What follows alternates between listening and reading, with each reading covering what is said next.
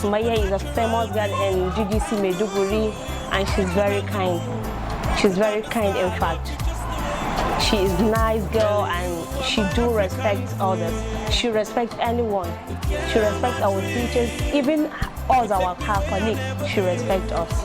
She's very nice indeed. So ni dai na san Sumayya yarinyar kirki ce, ga ladabi, ga biyayya, kuma tana da hankali, ga bin umarnin mutane, sannan kuma ta iya girki. Sumayya koyin ummi da hali mai gotel harbe dobe in donandi daga in fitil ummi din.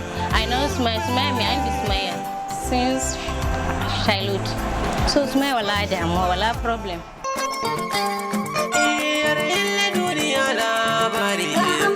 Yanzu ka nufa abun alakairi, Mariya Sumayya ta cika buri, Abdulmajid ya zama annuri, auren ku an yi ba in kare, Abdullah zan bugo sauti kai ina dangin ango ina na amarya.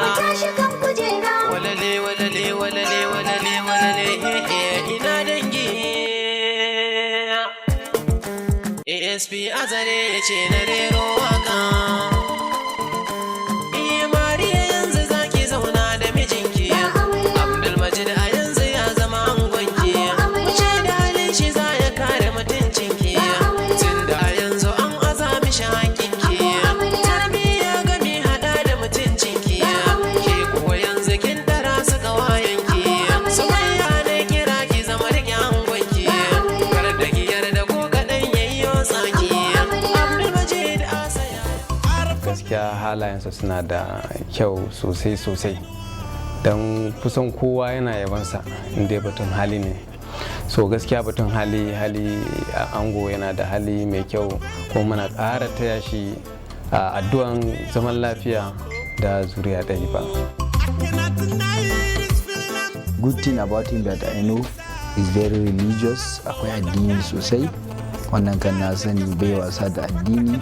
Ko ni ma wata ran yakan ce mini kaza. Sometimes he normally guide me, ya ce Ladin don't do this, ya kamata ka zanna, ya kamata ka zanna.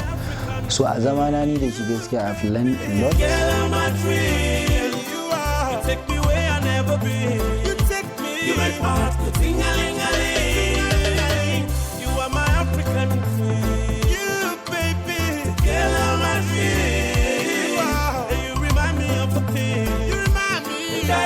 The African beauty.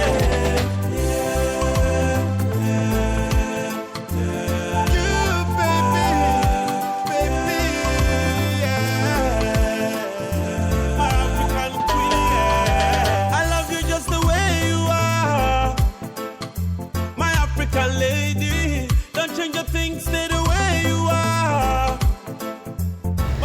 To abu na farko dai har ga Allah, abin da ya burge na kan Sumayya halinta, ɗabi'unta. Abu na biyu kuma shine kyanta. Gaskiya halayensa su suka ja ni, sannan da nisuwansa da kuma tarbiyyarsa. Ina matuƙar farin ciki kuma ina taya shi addu'ar zaman lafiya da fatan alkhairi da kuma zuriya ɗaya ba. This is a very nice journey to her, and I wish her a beautiful journey. Allah ya ba su zaman lafiya, ya haɗa kansu da kuma haƙuri, don shi ne babba, auren sai da haƙuri.